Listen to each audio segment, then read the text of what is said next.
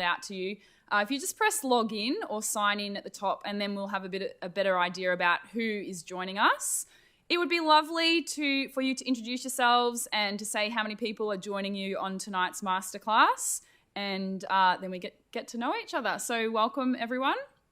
So tonight we're talking about feedback, and hopefully you'll find the content really useful.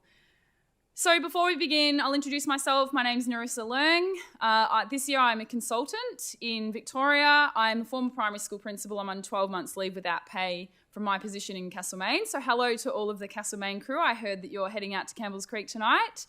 I am currently facilitating 4 intakes of the Leading Literacy course, as well as 2 of the Literacy Data Assessment Practice course, affectionately known as the LDAP. And I know that I have a few LDAPers on here tonight, so welcome to you. Also been involved in the Master Trainer series and obviously the Masterclasses. So, and if you're on Twitter, I'm at RisL on Twitter, so you can join me on there. Our agenda for tonight, we're going to look at some understanding goals for the night, look at the research around feedback.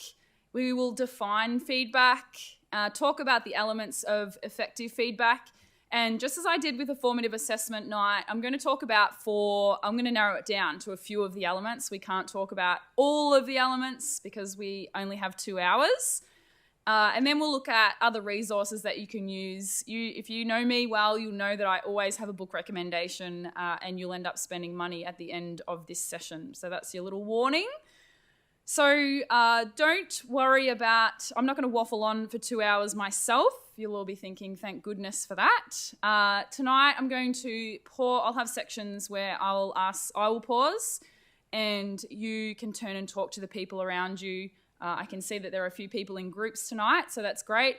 And that's based on, last time we had Beverly Deruwenka speaking, and she, in this book, Talking the Talk, which is produced by Peter, she says it is primarily through talk that learning occurs, and I absolutely believe in that. So modelling on best practice, I'll give you time to turn and talk to the people with you, beside you. If you aren't lucky enough to be joining with someone else, that is what our Padlet is for, so you can join in the conversation on the Padlet. If you see this icon here, the little chat icon, that's when I'm encouraging you to post your thoughts in the Padlet and chat to some of the other people on the Padlet.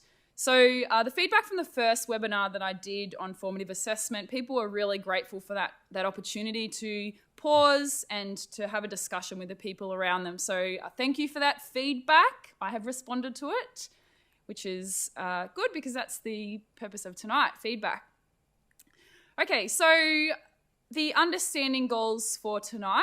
We're going to develop an understanding of the concept and the application of effective feedback practices. And we'll have a bit of a discussion around that idea of effective feedback practice. Not all feedback practices are effective. We'll develop an understanding of the key elements of effective feedback. And as I said before, I'm just going to talk about 4 of them tonight. And deepen knowledge of the range of supporting resources available for assisting your ongoing learning around feedback. So we'll look at our success criteria for tonight. I will show this again at the end. These are the things that I am aiming for you to be able to tick off by the end of the night. So describe what research says about feedback in the classroom, explain the key elements, identify examples of application in the classroom. I always try and provide practical examples so you can have a bit of the theory mixed with a bit of what can I actually do tomorrow in my classroom. Hopefully I get the balance right, but I'm always open to your feedback. So you can just pop that in the chat. And also I'd like you to be able to list a range of supporting resources for your ongoing learning about feedback. So that's our success criteria for tonight. And as I said before, I'll be showing that again at the end. So you can do a little self-assessment to see how you went, or maybe how I went with explaining this to you. Before we go any further into the research about feedback, I think it's important for us to conduct a little stock take of our own knowledge, of our current knowledge. So to think about what do we already know about feedback and the provision of effective feedback for students.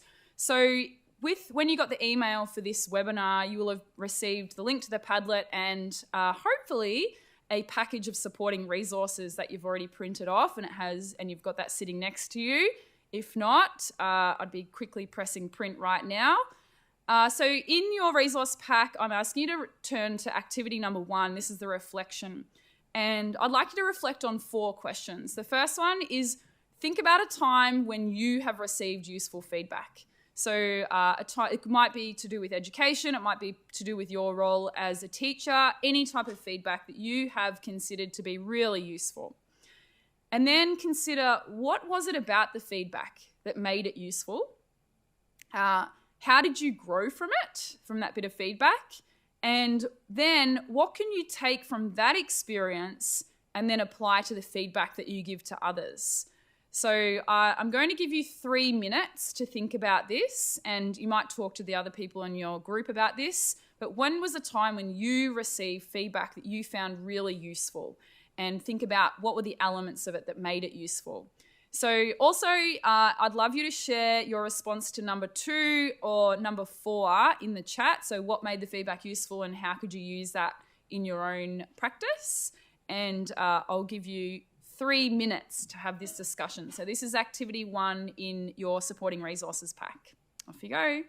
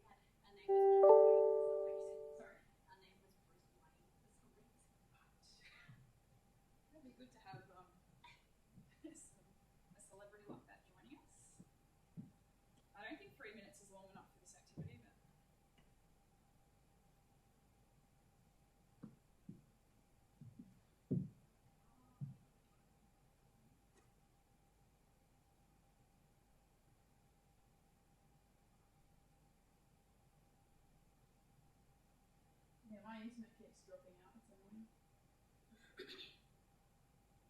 So you just respond and just let Hazel know that it looks like it's in focus here. How is it for everyone else or something like that? Yeah. No, you can't. Yeah.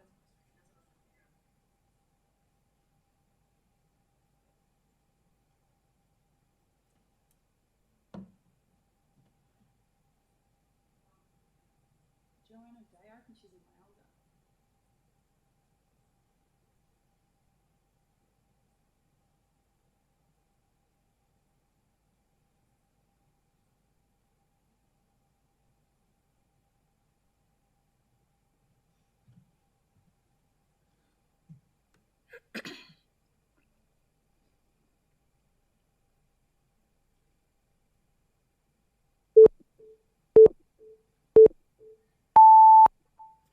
Okay, so hopefully everyone's had the opportunity to respond to that work in your supporting resources package. It's great to see some of the feedback on the chat. So if you're still having trouble getting onto the chat, just go back to the email sent out to you from Basto with the link to the webinar, and you'll be able to find the link to the chat on there.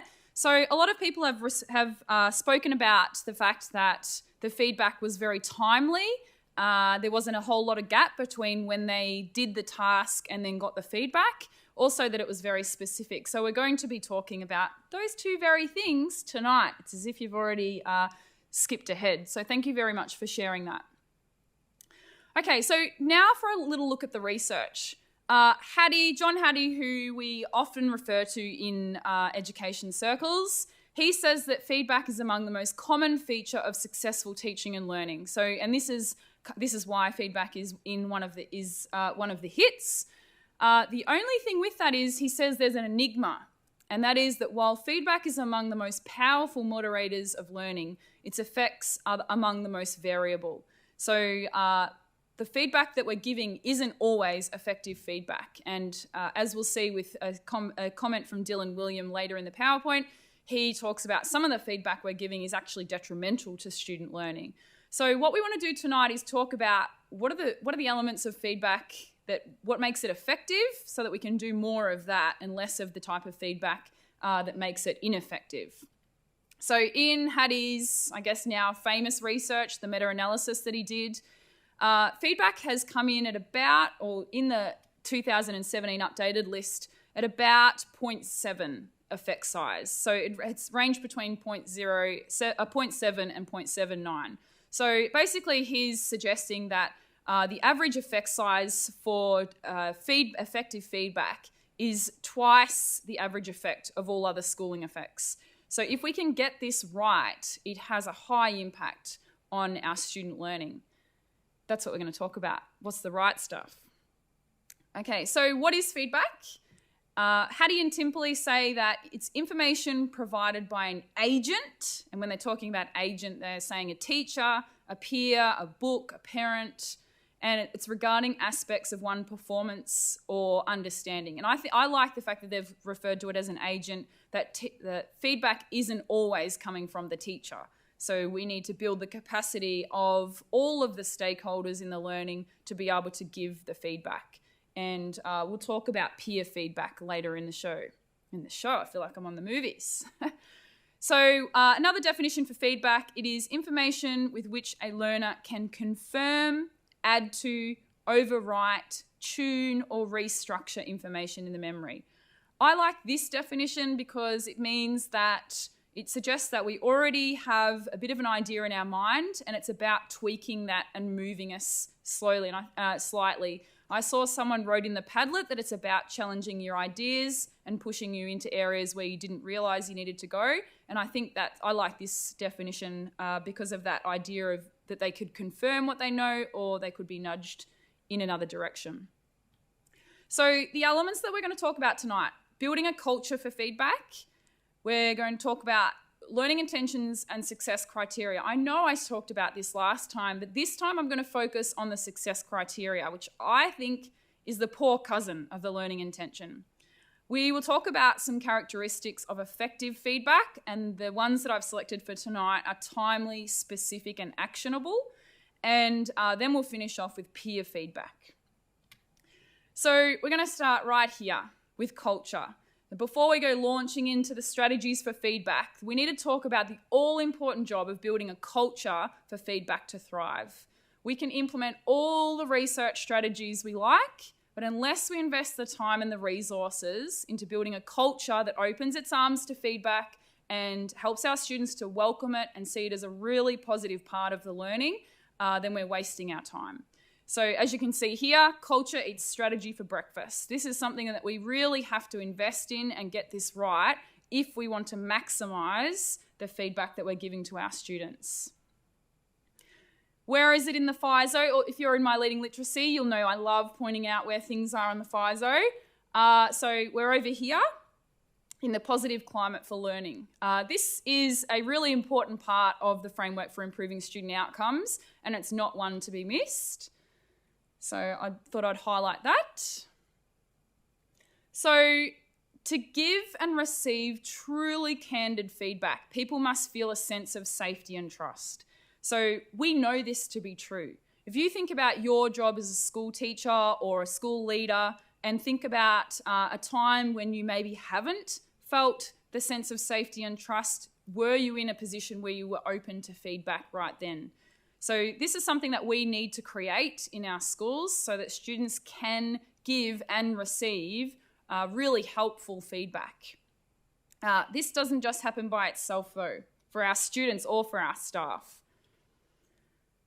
The suggestions for how do we go about building that culture? Well, firstly, hello, it's education. So it's relationships, relationships, relationships. That is the number one thing that we need to work on in schools. If we are hoping to create a culture where feedback is given and received and expected and openly asked for, then we have to spend time on building those relationships. One of the suggestions from the research is that we need to offer positive feedback and stop there. That idea that we shouldn't just use positive feedback to soften the blow for the next bit of feedback, which is criticism. So it should be used in its own right rather than used as an auxiliary to negative feedback. So it is okay to offer positive feedback and leave it at that. Particularly if you're talking in literacy terms, if you're thinking about when you're conferring with student readers or writers, then Jennifer Saravello refers to that as a compliment conference, where you will name something they've done well and leave the conference at that. You don't have to then give suggestions on what else they need to do. The next suggestion, don't build a castle, put up 1,000 tents. The idea of this is don't turn the whole process of giving feedback into a really complex, cumbersome process. Just take a few minutes and make it happen. So rather than, setting aside a hugely formal time and waiting, building it up and giving that feedback in that formal environment, a walk past, a tap on the shoulder, the student as you're walking past and delivering a little bit of feedback on your way to something else, that's what they're talking about. Put up 1,000 tents rather than building a huge big castle. Use surveys to elicit feedback on classroom learning. And hello to Mr. Mack if he's listening tonight. The use of student surveys, we undervalue it in schools. It's the easiest tool to gather information about our impact versus our intent. And an example of this is at the end of the week, the students would fill out a really short Google form where the teacher asks them a few questions about maybe their learning or something the class is working on, or a reflection on them as a learner during the week. And then you've got a really quick snapshot about what's happening for that learner during the week. So that idea of of feedback from the student to the teacher, and a really powerful activity to do. And my leading literacy crew, you'll know that I'm always banging on about the student surveys in writing and reading. You can learn a lot about your writers and readers by asking them questions through a student survey. Another suggestion is to make the importance of feedback visible. So do you as a teacher or do you as a school leader make feedback, do you make it public? When you're asked, do you ask for feedback and make that a public event that you welcome feedback and you see it as a really important part of the learning process? So what are the things that children are seeing in your school or in your newsletter that help them to see that everyone in this school asks for feedback because it's a really important part of learning? So that goes into the last point of model and be public about seeking and responding to feedback in your class and in your school. So we can ask for the feedback, but our students need to see that we're responding to it, and our community needs to see that we're responding to it. So I have a little example here. This is one that I found on Twitter, and this teacher had created some observe me goals, and it says, please observe me and give me feedback on my goals. I want to be the best I can be for our kids, family, and community. And so she has 3 goals that she's outlined there. So one is teaching and learning is seen as a priority, establishing a collaborative learning environment, and transparency of school's vision for all shareholders. This is posted outside of her classroom door, and you can see the QR code so that the parents or whoever is visiting her classroom can scan the QR code, and then it goes to a Google form where they fill in answers to those 3 things. I'd probably recommend using more parent-friendly language in it, but the point of this is to show that the students can see my teacher is asking for feedback and she's welcoming it. She can see how beneficial it is for her teacher. So she's being really public about this feedback thing is a good thing to be engaged in. So next we're going to watch a short video on the idea of mindsets, a fixed versus a growth mindset. And this, I emailed the creator of this video and he said that he was happy for us to have a look at it. So it's just a 2-minute video created by John Spencer, and it articulates the idea of a growth mindset in a much better way than I ever could. So here we go. Researcher and professor Carol Dweck uses the term mindset to describe the way people think about ability and talent. Dweck delineates between two different mindsets that exist on a continuum. The first is the fixed mindset, which suggests that your abilities are innate and unchangeable. The second is a growth mindset, which views it as something you can improve through practice. In a fixed mindset, you view failure as permanent, but with a growth mindset, you see failure as a chance to learn and even pivot. Those with a fixed mindset are more likely to view critical feedback as a personal attack, while those with a growth mindset will see it as a chance to improve, where they can develop new systems. With a fixed mindset, you're more likely to choose easier tasks and put in minimal effort. After all, if talent is fixed, why bother improving? Why even try? But with a growth mindset, you're more likely to embrace challenging tasks and work hard to improve. Those with a fixed mindset are likely to give up when they face an obstacle. Meanwhile, those with a growth mindset will view obstacles as a chance to experiment and solve problems. In a fixed mindset, the focus is on measurable accomplishments. But with a growth mindset, the focus is more on a journey of continual improvement. With a fixed mindset, you're less likely to take creative risks. But with a growth mindset, creative risks are simply a way to innovate and improve. Ultimately, your mindset influences everything from creative risk-taking to how you view feedback to whether or not you finish difficult tasks. And in the end, it's one of the greatest factors in determining whether or not you grow and improve in your abilities.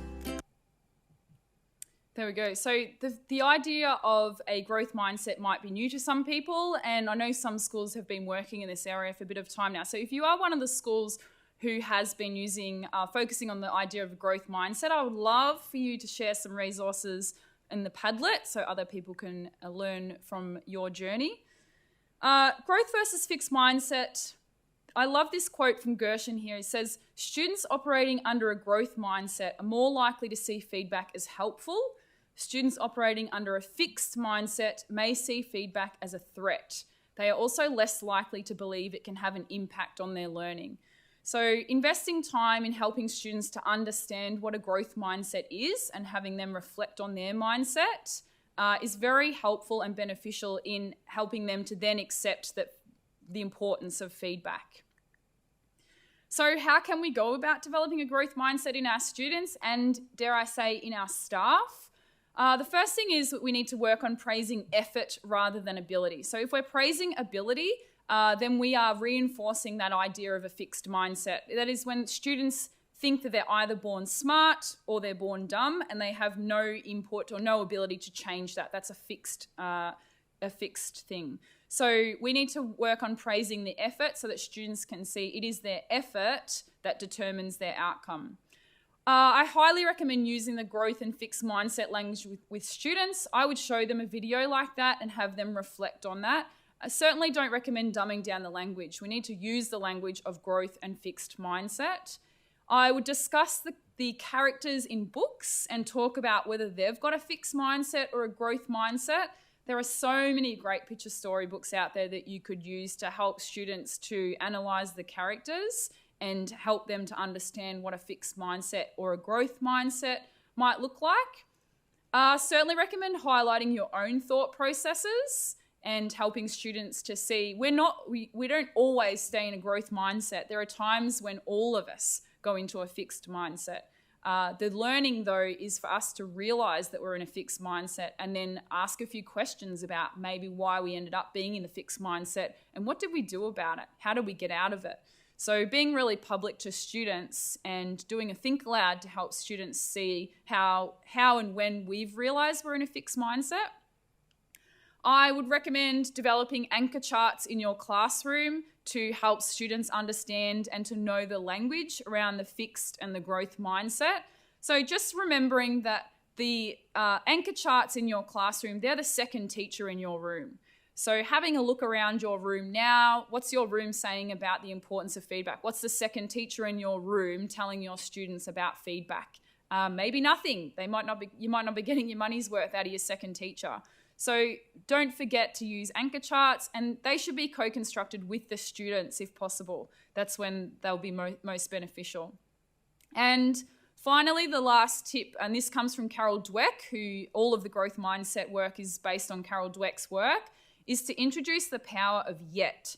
So when you do hear students using those sentences that sound very fixed mindset, I can't do that, you need to get the students and yourself into the habit of adding the word yet to the end of the sentence and catching each other out on that. So I have an example here. This is from Pinterest, Angela Watson on Pinterest, an example of what a growth mindset anchor chart might look like. So it says change your words, change your mindset. And then on the left, instead of thinking this, try thinking, and then some alternate ideas on the right-hand side.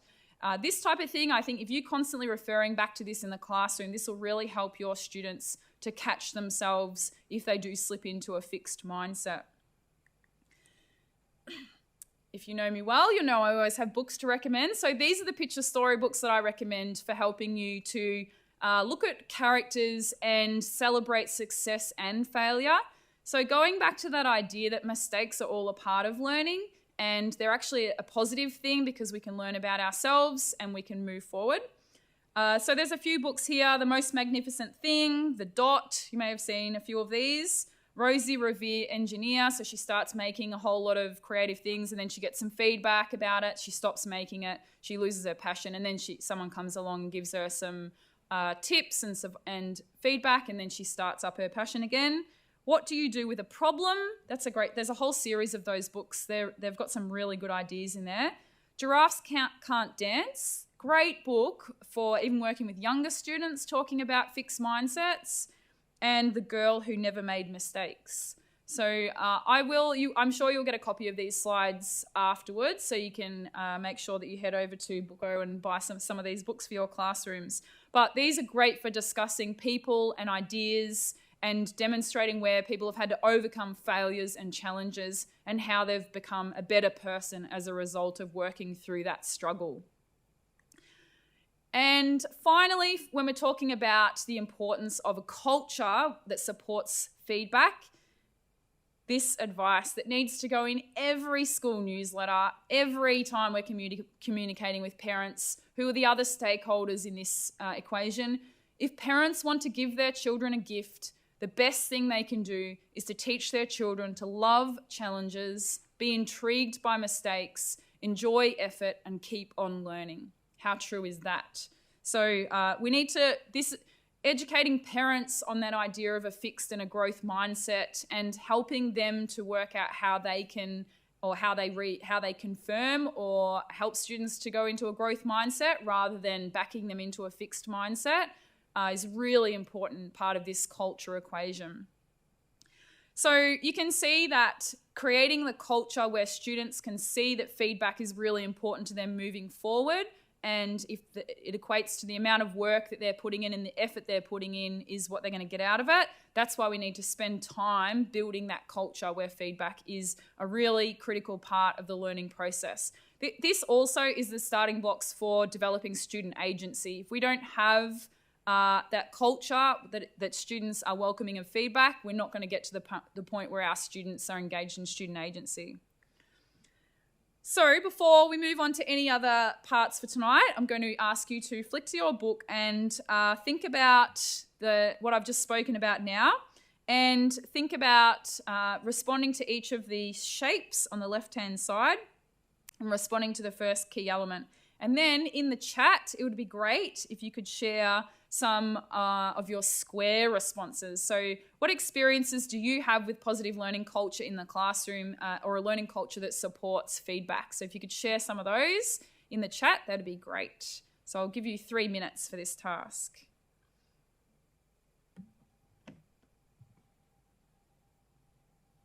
Magnificent as always. Oh, thanks. I get my words tangled up a bit sometimes. It doesn't come across that right at all. I'm really good at speaking to a room with no one in it.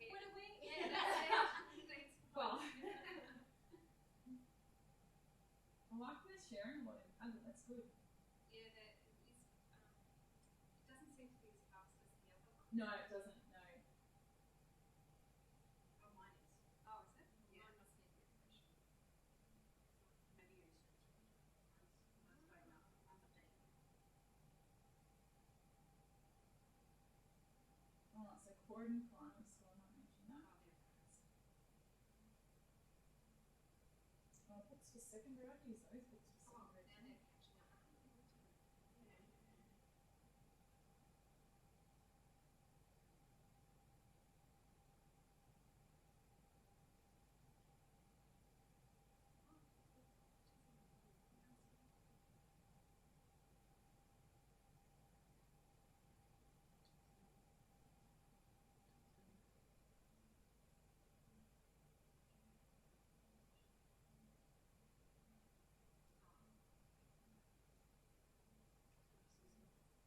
Yeah, they don't seem to have as many posts as might not be as easy for them to.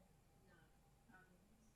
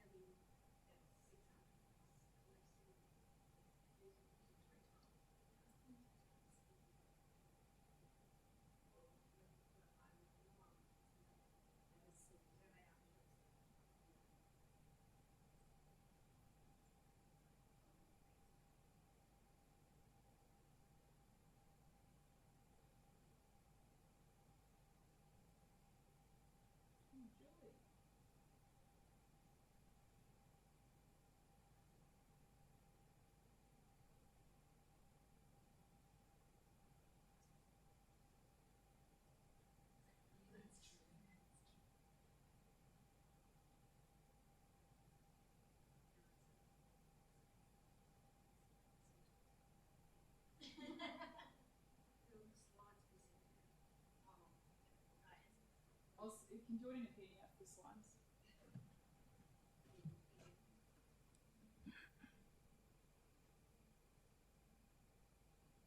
Okay, hopefully that has been enough time. I don't know whether 3 minutes is long enough. Maybe you can give me some feedback in the chat. Probably should have given you 4 minutes, but I will learn from that mistake. Not for this webinar, but for the next one. So thank you very much and it's great to see some of the sharing in the chat, some of the suggestions. So I see Anonymous wrote that Croydon Primary School has some growth mindset resources on their website, so it might be worth having a look at those. We're very good in education at Beg, Pinch, Borrow and Steal, so thank you for sharing that resource.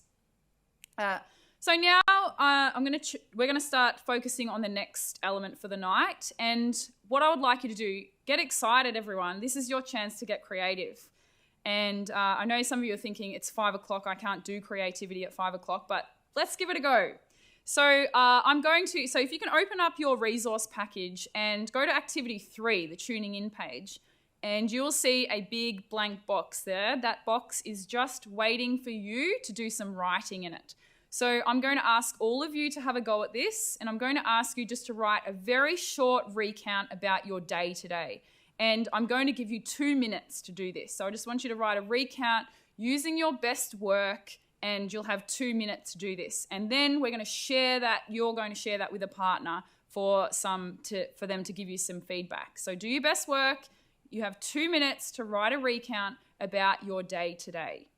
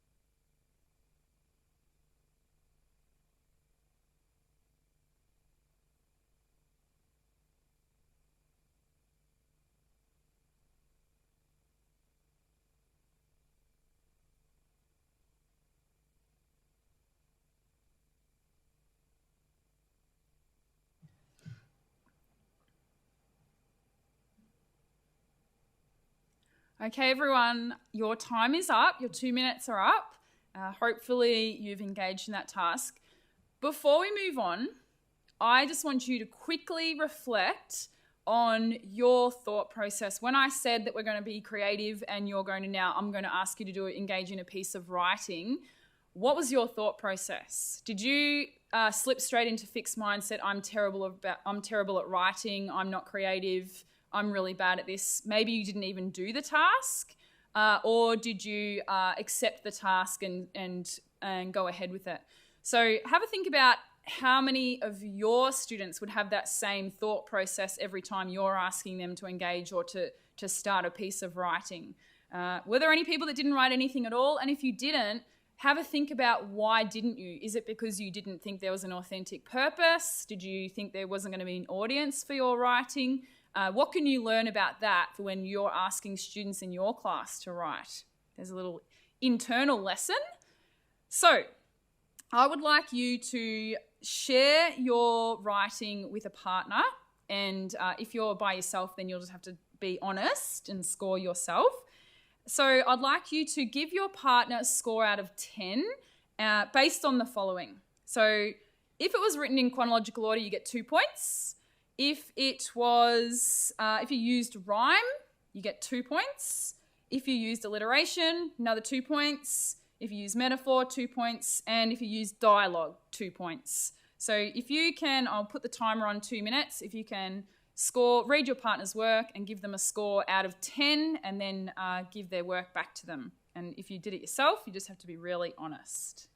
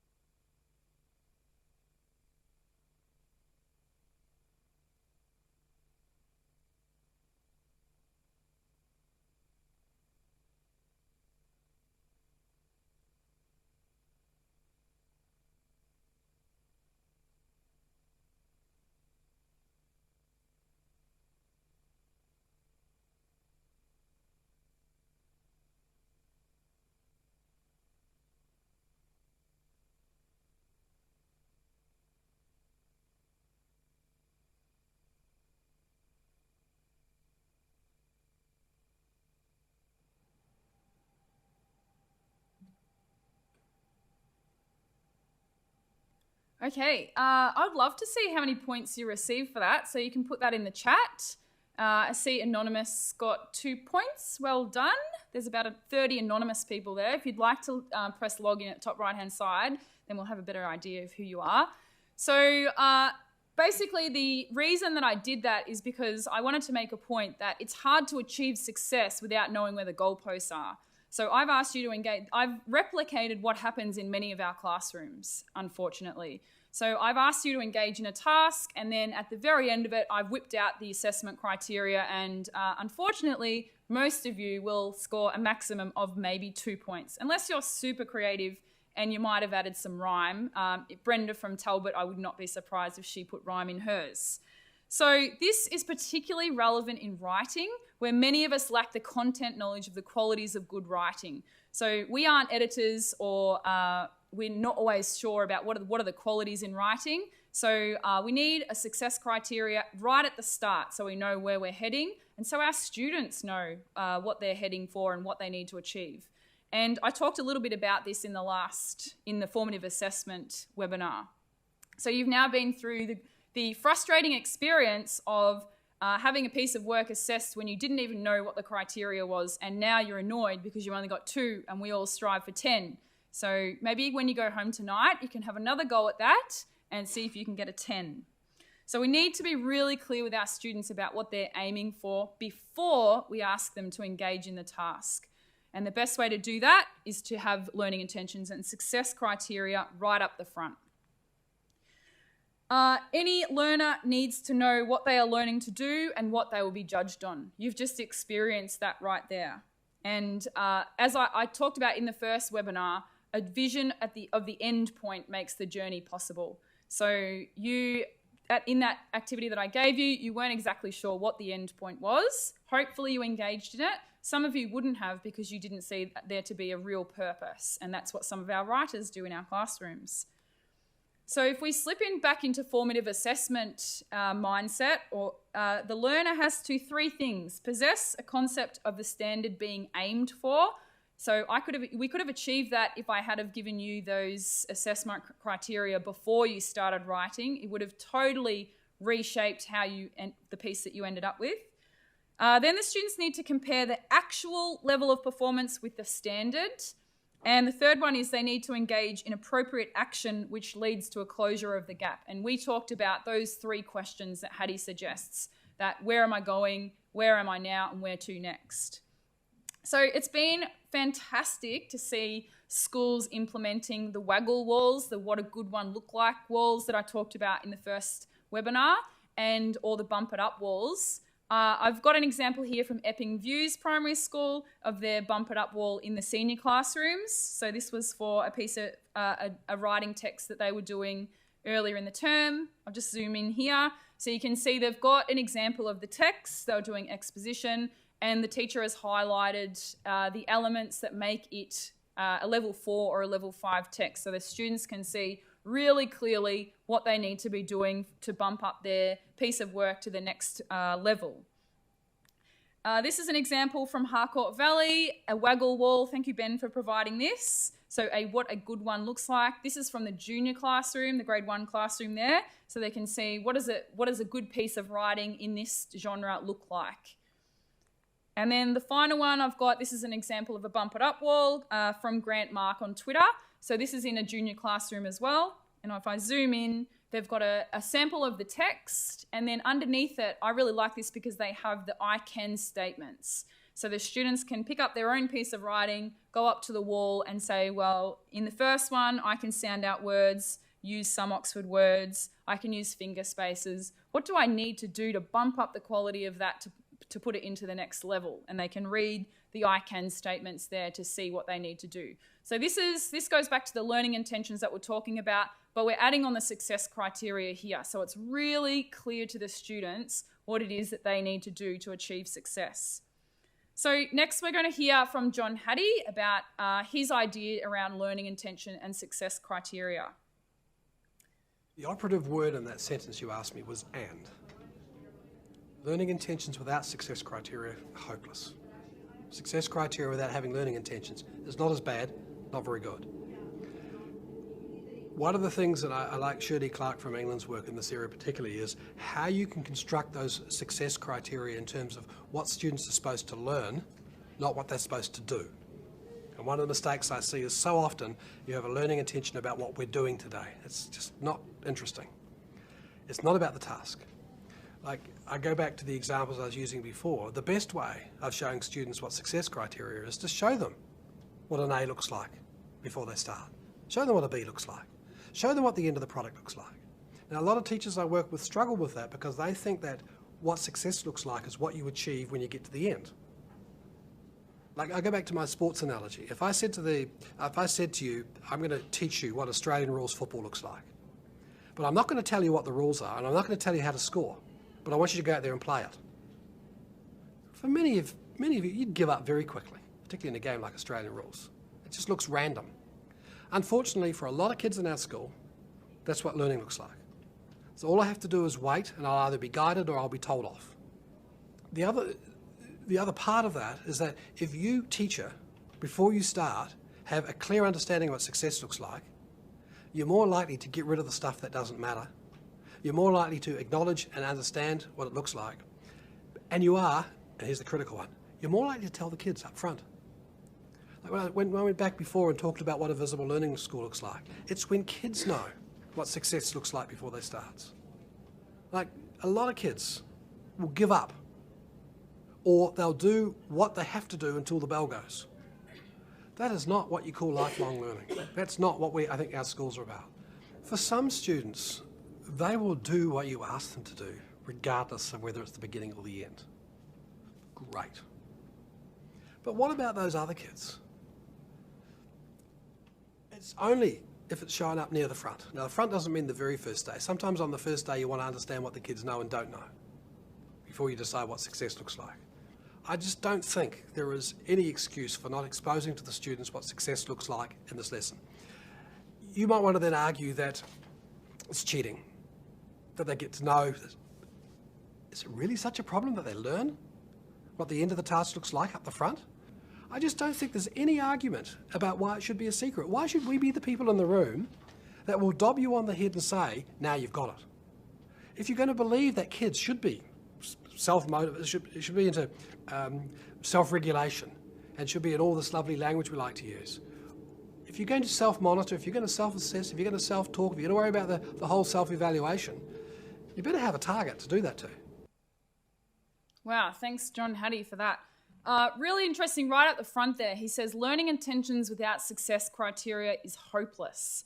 So we might be starting to get better at implementing learning intentions in the classrooms, but now we need to strengthen our ability to build success criteria that go with those learning intentions for that very reason that he talked about at the end there, so that the teacher isn't the one dobbing kids on the head and saying, you've got this. We want them to be able to work out for themselves, how am I going? Am I reaching the success criteria? Have I still got work to do? So thank you, Mr. Hattie, for your thoughts on that. So we're going to look at the key elements of success criteria and learning intentions to try and help to differentiate between the two. So let's look at, for learning intentions, that is the what and the why of the lesson or the unit, whereas the success criteria, that's the how. How will I know that I've reached the what and the why? So the next one, the purpose. You can see there the learning intention describes what the teacher wants the students to know, understand, and be able to do. It's not just about what they can do, it's about what they know and can understand as well. So we need to just broaden our thinking around that a little bit. And then the how, this helps the teacher and the students to make judgments about the quality of whether they've reached these targets. The next line here, this is saying why it's important.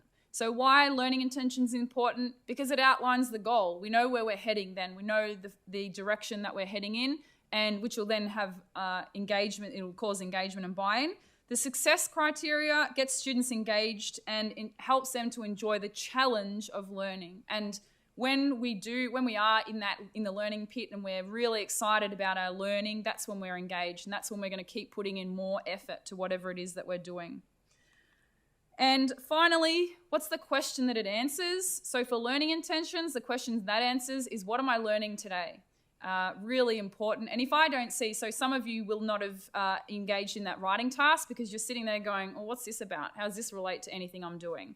The success criteria, the question that answers is, how will I know that I learned it?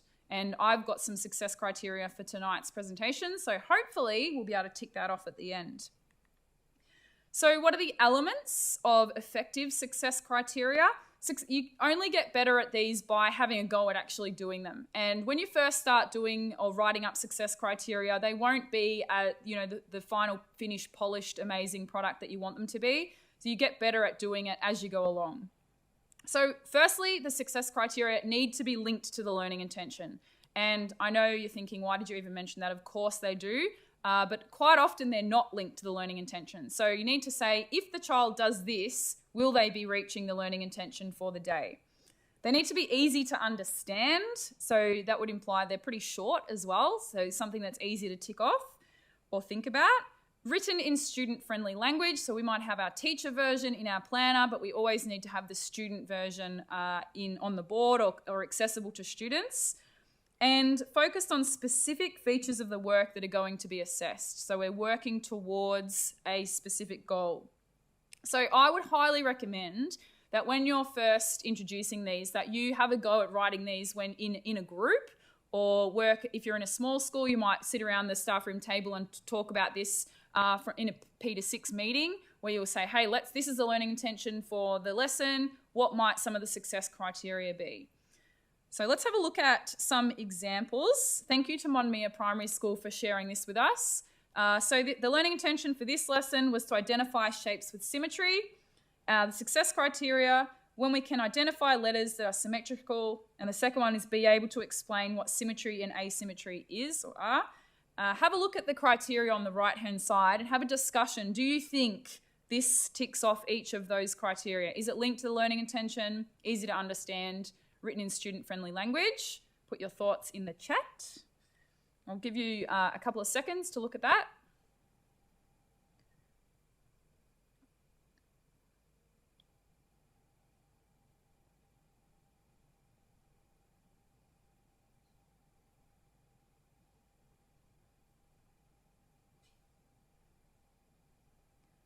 Okay, I've got another one. Oh, the other thing I wanted to point out to this is this isn't a laminated poster off Pinterest. This is a really quickly made learning intention and success criteria chart, simply using sticky notes. Who doesn't love sticky notes? So the teacher has probably written this when they've done their planner, and it's just stuck up nice and easily. It doesn't have to be some elaborately created item. So I like this because I wanted to show that how you present it to the students can take all different types of forms. Here's another example also from Monmere in the early days when they were focusing on learning intentions and success criteria. I'll let you read this one and have a discussion around, do you think it meets each of these on the right?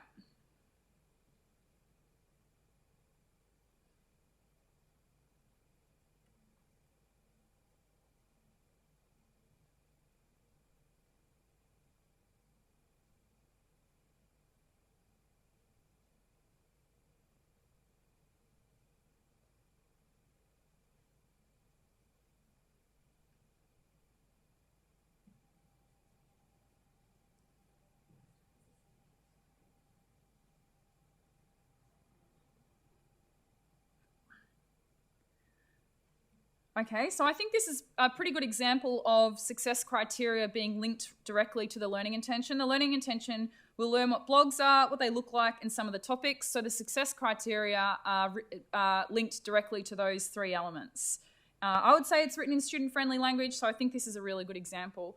I see someone has written on the Padlet to ask about co-constructing success criteria with students. Absolutely, big exclamation mark at the end there. If you are able to co-construct success criteria with students, that means that they have a really clear understanding about where you're heading and what a good piece would look like, particularly if you're writing. So I would absolutely recommend that. Probably need to get your own head around what good success criteria looks like first, though, and definitely work towards co-constructing with students. So here's another one here. The learning goal is we're learning to extend our understanding of texts by connecting the ideas in them to our knowledge. The success criteria, I can connect what I am reading to my own experiences. I can connect what I'm reading to other ideas from a text that I have read. I can connect my ideas from a text to what is happening in the world around me. Have a discussion around the criteria for those.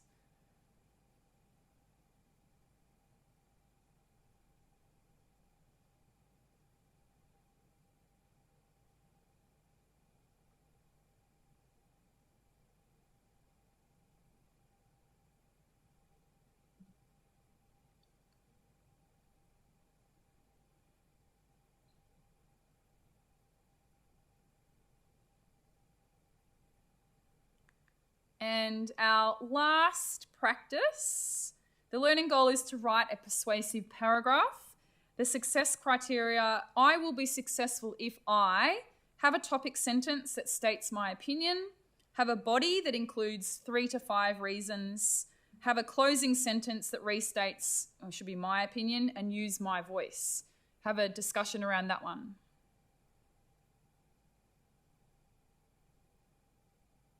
This is very specific, I agree, Anonymous.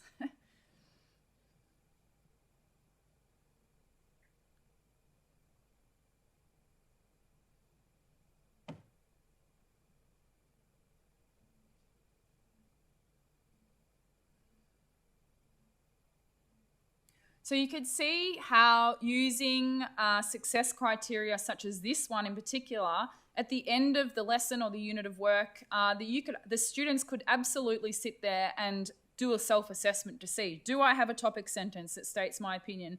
Do I have a body that includes 3 to 5 reasons? So absolutely the students could really self-assess against this criteria. I quite like this one. I think it's very specific and would be very easy for students to follow. Our final point on success criteria comes from the work from Swan Hill North Primary School. Good things happen out in the country. And we're going to have a look at a little short video on some of their use of success criteria in the classroom. So thank you to Campbell McKay, the principal out there. And we'll just have a little look to see. This probably answers the question about when do we refer to success criteria in the lesson, and the importance of the reflection part of the lesson, so to enable our students to go back to what the success criteria was at the start of the lesson. So let's have a little look. This video is about the teacher using the success criteria across the lesson to focus their teaching, and also for the students to use this to focus their work across the lesson. You'll know you've been successful this lesson if you've written 3 sentences. Okay, remember the first one's the beginning where we talk about who or what or where. So you will know you have been successful at the end of the lesson if you have written 3 sentences. I like the way you described your ocean. You're on track to meet the success criteria. Wow, so you've got that's 2 sentences really, isn't it? So you've got who and what the problem was. So what's next for you? Yes? You've got a beginning, you've got your problem and your solution, and that's really good, and that's meeting the success criteria. I would stop your story here today. And what you could do to meet the success criteria even more is to add your describing word. So our success criteria is I can write 3 sentences. Yeah, to make a story. Number 1 is the beginning. What do we need in the beginning? So there we go. I think it's great to have a little look into Victorian classrooms to see what's happening. Thank you so much to the Swan Hill North crew. Definitely worth a road trip up to their school to see some of the fabulous stuff they're doing. They call it flisking. It's feedback, learning intentions, and success criteria. And if you have the opportunity to listen to Campbell speak about the work that they're doing, highly recommend it. Also on their school website, they have a stack of resources around feedback, learning intentions, and success criteria. And they're very generous with their use of resources and talking about what they've done at their school. So I think it's really helpful to see that in action, see what's happening there. So finally, Brooke Hart talks about, she says, feedback without a learning target is just someone telling you what to do. And I really like that. It's probably something that we need to keep seared in our brain. Just a reminder too that the use of the learning intention when we have our, particularly in literacy, so if we're introducing the learning intention and success criteria in the lesson, we need to make sure that whatever we've planned, whatever the work is that we've planned in that lesson is something that is going to enable the students to practice the learning intention and the success criteria. So we introduce it, we give them opportunities to engage and practice it and trial it, and then at the end of the lesson in the debrief, that's when we come back to the learning intention and success criteria and ask students to self-assess. So for writing, instead of having students read out their whole story, we might say, look at the success criteria and just read the part in your piece of work that shows that you've met one of the success criteria for today. So we've got to do a little bit of rethinking around that debrief part at the end of the lesson. Okay, so time for some self-reflection. So pull out your resource pack now, and I want you to go through each of the shapes and have a bit of a reflection around that idea of learning intention and success criteria and how they relate to feedback. So I'd love you to share your triangle response in the chat. So what is the most important thing that you have now learned about learning intentions and specifically success criteria? And I've given you 4 minutes for this.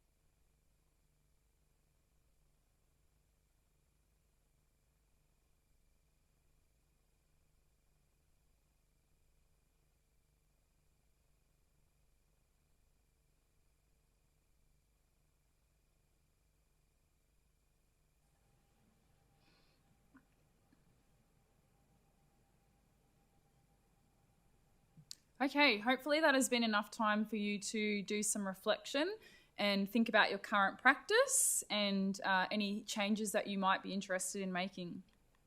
So we're going to look now at the characteristics of effective feedback. So John Hattie said that there's feedback, but then it's variable in its impact on students. So we want to find out what are the elements of effective feedback.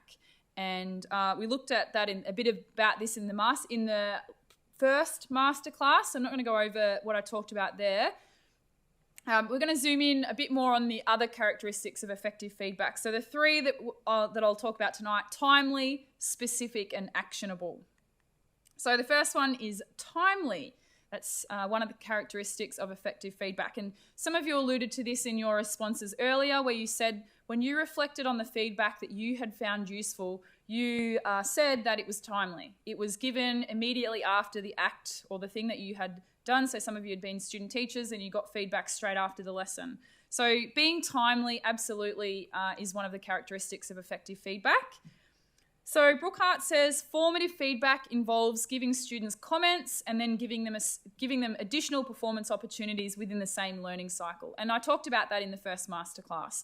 So we need to think about the types of feedback we're giving and making sure that once we've given the feedback, our students have the opportunity to implement the feedback. Otherwise, they'll forget the feedback that we've given them and it won't be as effective. So we talked about the three questions that need to be answered for students: where am I going, where am I now, and where to next, or how do I close the gap? And the fact that John Hattie says that if that third question, where to next, isn't suggested to the students, they don't consider what you're giving them as feedback. So that's something to think about. So in terms of it being timely, students need to receive feedback while they're still mindful of the topic. And this particularly relates to written feedback about a task. So sometimes we can get into the habit of giving them a task and then, a few weeks later when we've had the time, we've started writing comments on their work. So this, and it also goes back to that idea of putting up tents rather than creating castles. So that idea of walking past and giving instant feedback, even if it's just the tiniest bit of feedback. This was real food for thought for me. Brookhart said that next time feedback is ineffective. The longer the time between receiving the feedback and recalling it, much less using it, the more the feedback message fades from specific descriptions and suggestions to a general memory of just evaluation. So if you have spent a whole lot of time doing written feedback on student writing at the end of the unit and they've moved on to another unit before they get their feedback, they're less likely to implement the suggestions that you've made in the feedback the next time they engage in that writing. So we need to be thinking about the timeliness of feedback. I am a computer and tech lover, and so hopefully everyone recognises this game. This is Mario, and I was excellent at Mario, I'll have you all know. So what can we learn from computer games about feedback? See, the thing that interests me about computer games is that in computer games, people fail constantly, or all the time. I remember I used to stay up all night with my brothers. We would play Go and Hire. That was when you had to hire video consoles. And we would stay up all night and fail and fail and fail. And yet our kids won't do that in school. So what is it about computer games that we can learn? Why is it okay to fail there and not in school? So one of the things about computer games is the goal is very clear. So in this game, Mario, the character there, has to get to the end of the level and he jumps on a flag and goes all the way to the flag, and then you save the princess if you clock the game. So we know what the goal is right before we start. The feedback is immediate. So on this scene here, Mario has to jump onto the bricks and he gets a mushroom in that middle top brick there. And something happens. So well done, you've achieved the task in this level. And then he runs up the side there and goes up the flagpole. So a chappie says effective feedback occurs during the learning while there's still time to act on it. So also in this game, Mario, if he does something wrong, so if he runs into a character, rather than dying immediately and going all the way back to the start, he shrinks. So you get a second chance. And then if you make a mistake again, you'll have to start again, but you don't necessarily have to go all the way back to the start. So the stakes aren't as high as they might be in learning.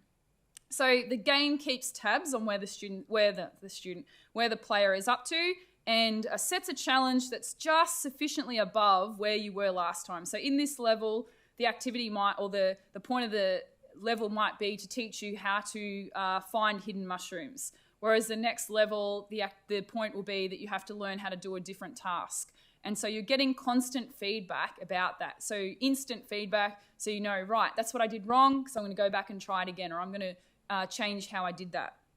So I think that we've got a lot to learn from games because they're very engaging for students, and I think a lot of it is about how clear the goal is and how timely the feedback is. And just it's a great game anyway. So there we go. That's the what can we learn from computer games. So really think about that. They're very engaging for our students, and we need to work out ourselves how we can implement some of this into our classrooms so that our kids are happy to fail forward like they do when they're playing computer games. So the second characteristic I'm going to talk about is being specific. And some of you mentioned this in the activity earlier when I asked you about some effective feedback that you have received. So Tunstall and Gips have suggested there are two types of feedback. There's achievement feedback and there's improvement feedback.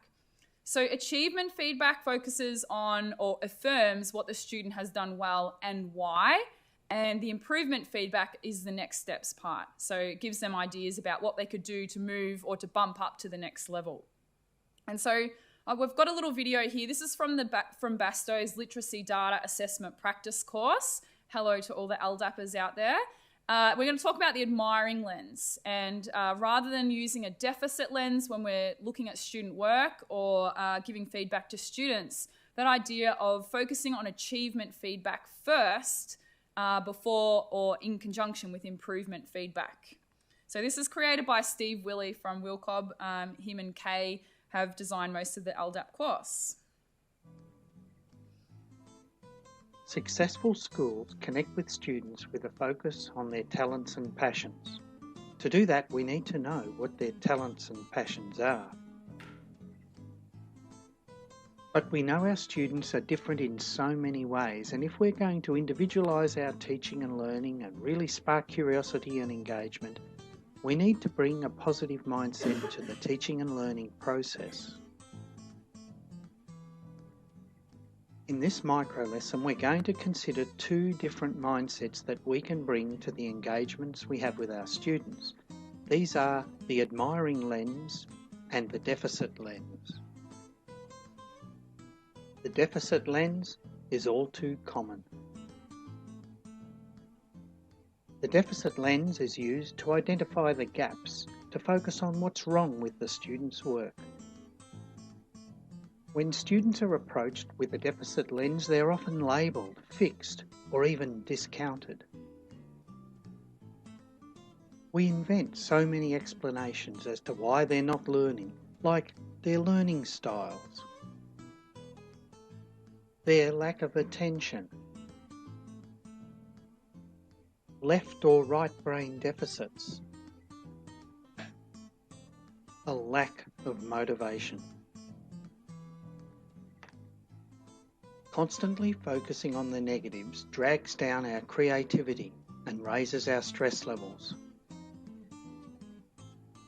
When the focus is on why they are not achieving, we emphasise the things that we can't control. But what if we use a different lens? What if our responses to all the pieces of our students' reading data were based on a more positive mindset? Teachers are most effective when they realise their beliefs and commitments are the greatest influence on student achievement, and this is something they can control. Catherine Bomer encourages us to respond to our students with astonishment, appreciation, and awe. This is using an admiring lens. An admiring lens helps us to see what's going well for our students.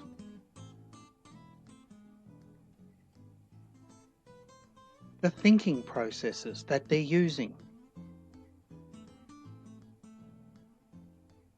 the little signs of growth that they're demonstrating. This is viewing our students with curiosity.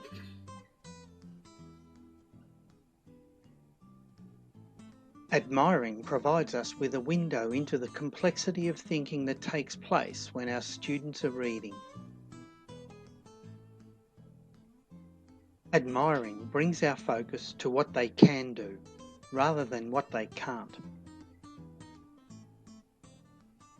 It leads us to see the potential in our students, and from there, we can be creative in our teaching. For the rest of this course, the focus is going to be on looking at our students through. So that's the admiring lens. If you think about this quote from Gravity Goldberg in her fantastic book, Mindsets and Moves, she said, when talking about reading, so this applies to writing, it applies to everything, not just reading and writing. Many readers are not aware of everything they do as they read, nor are they aware of how it may be helping or hindering their process. When we take the time to give feedback based on what we see, the reader will have much more awareness of their process and how they can use strategies again when needed. So this absolutely applies in writing well. Giving feedback to our students about what is working well and why will increase the amount of times that they then use those strategies in their next piece of writing and the piece of writing after that. This is really interesting. Today I was working with a school and we did a student survey, and sometimes when we do a student survey and we ask our students, are you a good reader or are you a good writer, they're not really sure. Or if we ask, what do you do well, many of our students can't articulate what they can do well as a writer or as a reader. And part of that is because we've been using the deficit lens. So they're very good at articulating what they're not doing well, but they're not so good at articulating what their strengths are. So as teachers, if we can't name their strengths, then how do we expect them to be able to name their strengths? The other part of this is, again, going back to the parents. We have to help our parents to see that they too need to use the admiring lens that we are retraining our brains to use in schools. So I think in everything that we do in society now, we are trained to use a deficit lens. And we have to work really hard to transform that so that our first lens is the admiring lens. It's hard work, but it's the right work.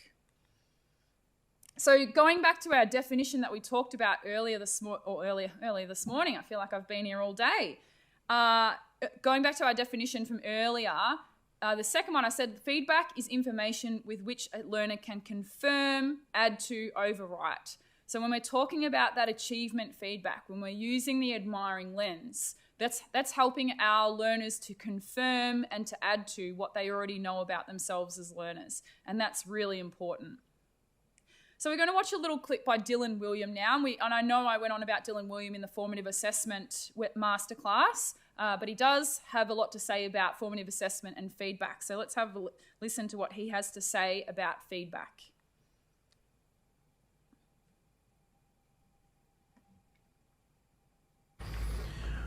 The feedback was where we started, really, because a lot of this research on formative assessment was about different kinds of feedback.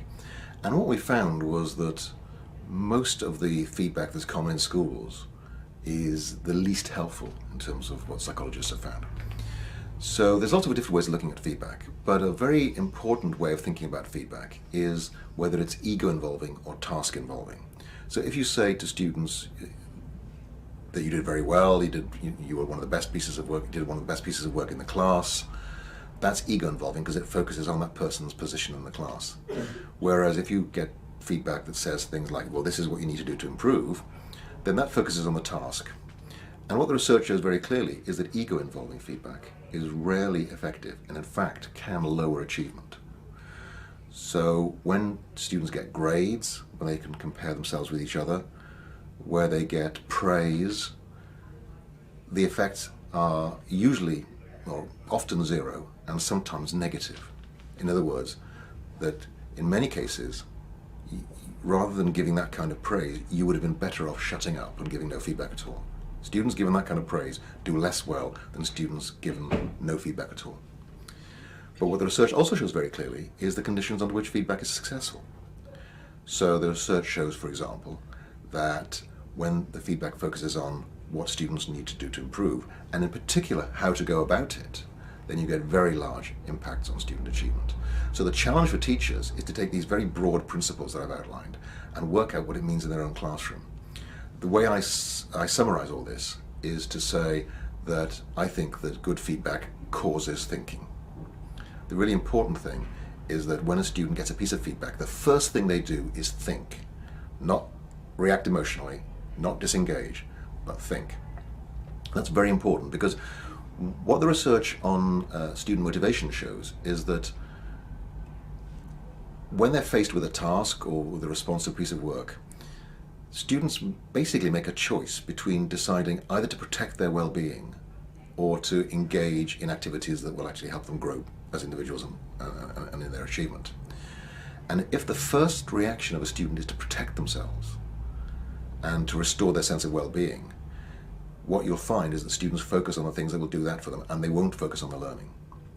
So what we need to do is to give students feedback that helps them move forward, give them feedback that makes it clear that ability is incremental rather than fixed. Because if we send the message to students that ability is fixed, then if you're confident of being able to engage in the task, you'll go for it for the brownie points. But if you're not confident, or think that you might actually fail when other people will succeed, you will disengage, and basically you will decide that you'd rather be thought lazy than stupid. Wow, some really powerful messages there from Dylan William. He's certainly worth reading if you buy any of his books. They are very thought-provoking. So he talked about that idea of ego-involving feedback and task-involving feedback. And Fisher, Fry, and Hattie say here, it's important that we do not dilute feedback with praise. So he's absolutely not saying you can't ever praise students. It's about the type of praise that you're giving them. And this, again, goes back to that culture and the growth mindset. And are we reinforcing a fixed mindset, or are we helping our students to develop a growth mindset? So when I read this quote, it is about it being important that we don't dilute feedback with praise. This image comes to mind for me. So this is the classic feedback sandwich. So we have, and this is, you probably were taught this somewhere. This is how we should deliver all our feedback. We have, a bit of praise, hide a little bit of criticism in the middle there, and we just whack a little bit of praise on the end there to complete the sandwich. It's a gluten-free sandwich, by the way. So there are a few issues with this sandwich, and we need to get rid of the sandwich. The issues are that the students are intelligent. They are really brainy people, and they are onto you. They know exactly what this is. So if we train them to understand that we have praise, criticism, praise, you'll do what I end up doing, thinking, yep, here's the praise, now give me the real bit. And I'm not even listening to the praise in the end, because I know you're giving me a feedback sandwich and I'm not stupid. So our students are the same. They're really intelligent beings. They know exactly what you're doing. The other thing is that this giving feedback in a feedback sandwich reinforces the idea that receiving feedback is painful and it's negative. And we want our students to see that feedback is actually really positive and necessary, and it's something that they should want.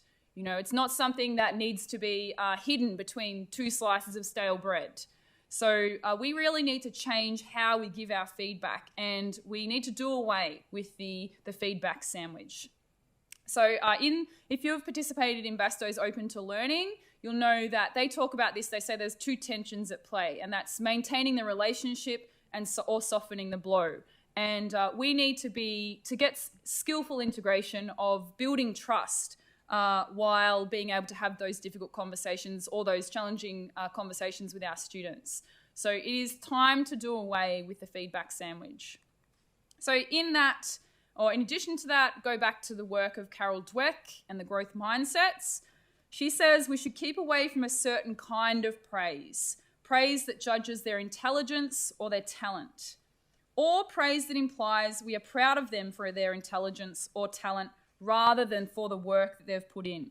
So again, she's not saying that we can't praise our students or that we should restrain our admiration for that, or should we restrain our admiration for their success. So I've got a book. Here I've got her book, The Growth Mindset. Mine is a much loved copy with no front cover. And I'm just going to read a paragraph in here about something that she has to say about praise. She says, one more thing about praise. When we say to children, wow, you did that so quickly, or look, you didn't make any mistakes, what message are we sending? We are telling them that what we prize are speed and perfection. Speed and perfection are the enemy of difficult learning. If you think I'm smart when I'm fast and perfect, I'd better not take on anything challenging. So what should we say when children complete a task, say a math problem, quickly and perfectly? Should we deny them the praise they have earned? Yes. When this happens, I say, whoops, I guess that was too easy.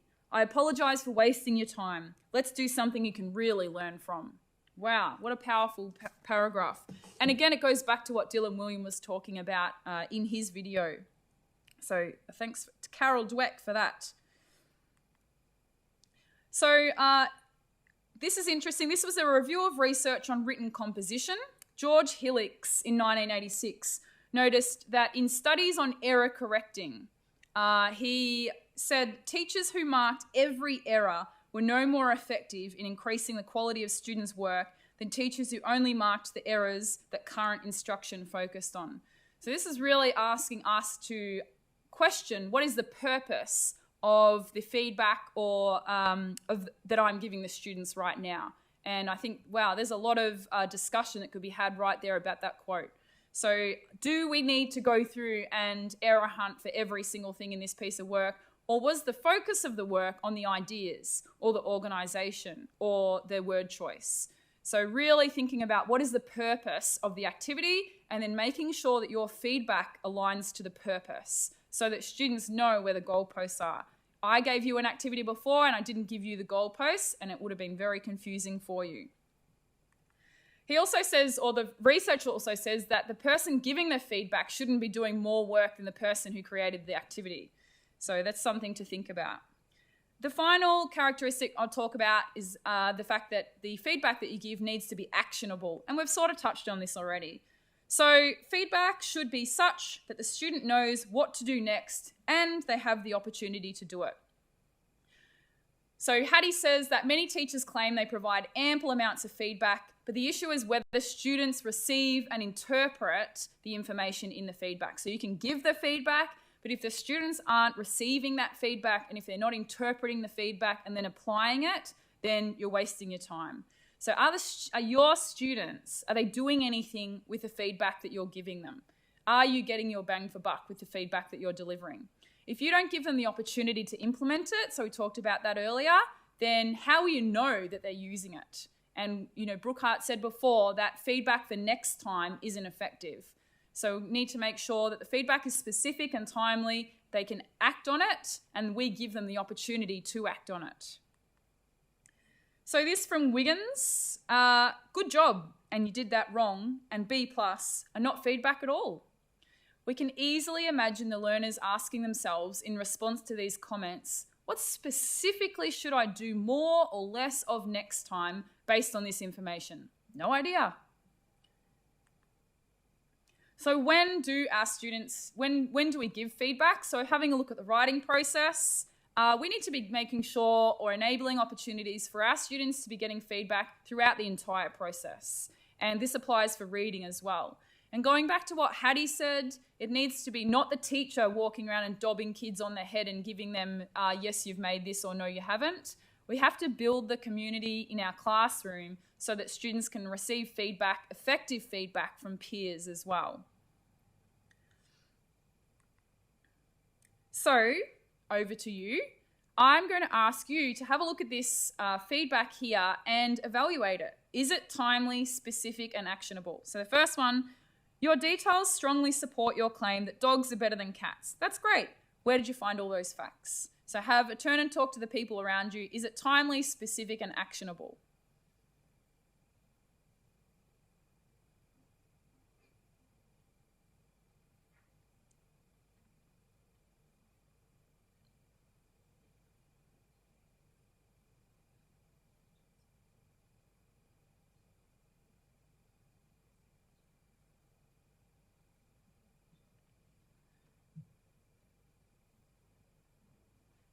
So for this one, I would suggest it probably is timely.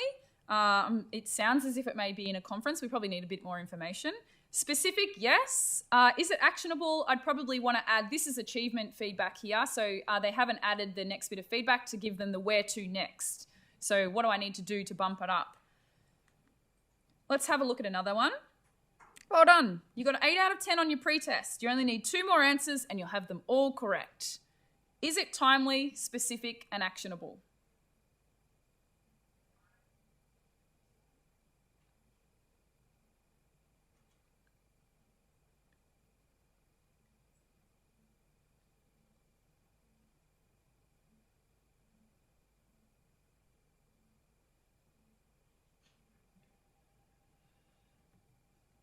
So in this one, I would say this is not actionable. You are going back to that quote that we had, what specifically do I need to do more of to improve? So how exactly do I get 2 more correct? This is not an example of effective feedback. Here's another one. This narrative is better than the last one you wrote. You stuck with one main idea throughout the whole piece. What would make it even better is more detail about the character's thoughts when they get to the problem. Timely, specific, and actionable, what do you think?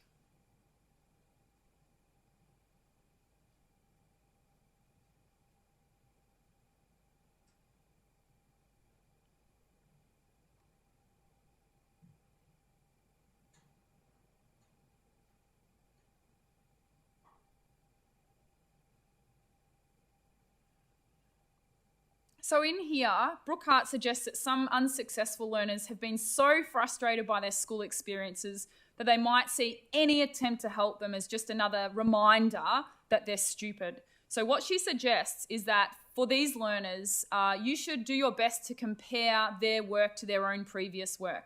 So they might not be working on the same learning intention and success criteria or to the same assessment rubric.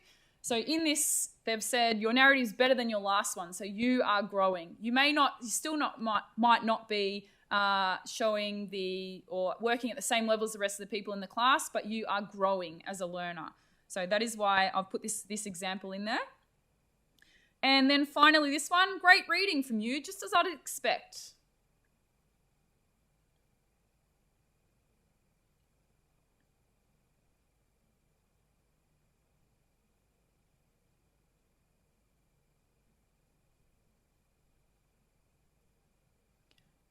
So this is fixed mindset territory all over.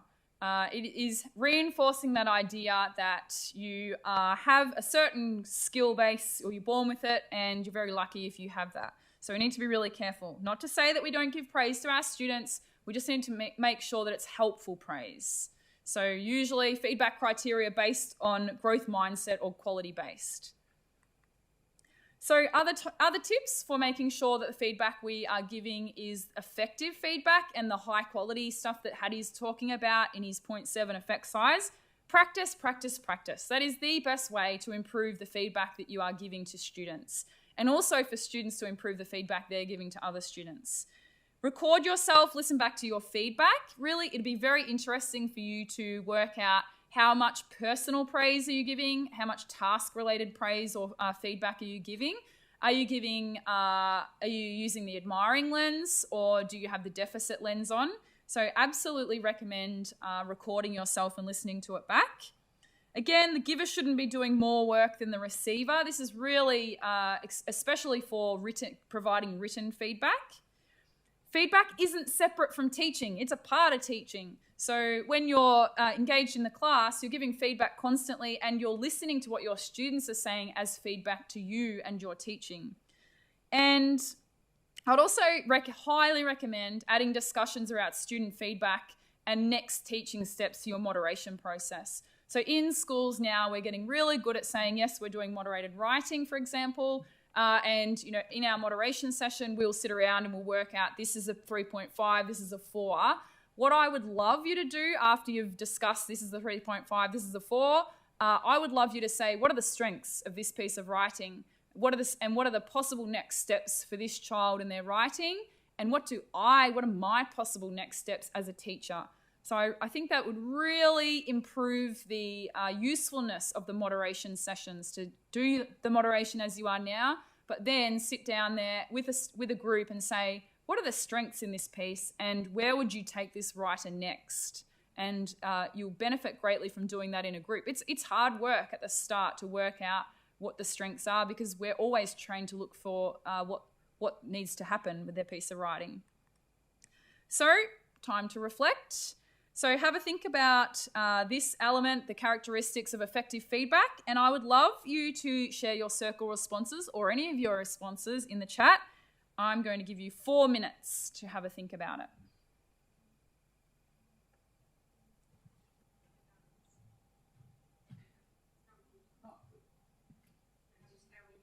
Oh, yeah.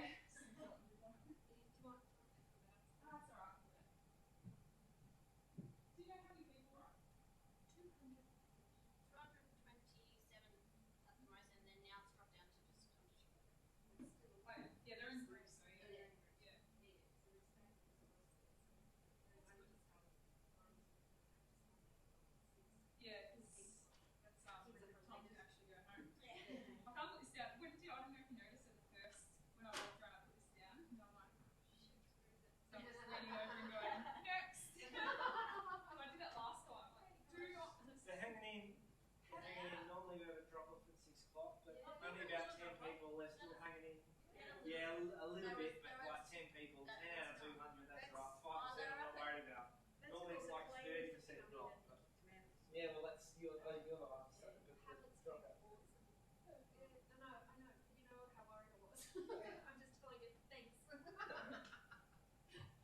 feedback. Actually, it was praise, but anyway. Kerry, I stole that. I had the email Juliet going, hey, I'm going to buy the Padlet account for the print forums. Do you mind if I still have the username and password? Is it okay? Because when they said that, we embedded it, so then there's a login. Yeah. So I'm sitting over in Greece going, Yeah, so I stole the username and password from Julia, and Julia said, I'll ask Karen just to make sure. you know, well, look, it's a technical people do this. And the advice is keep doing it. Yes, that's right. Why would you want to? That person says that development.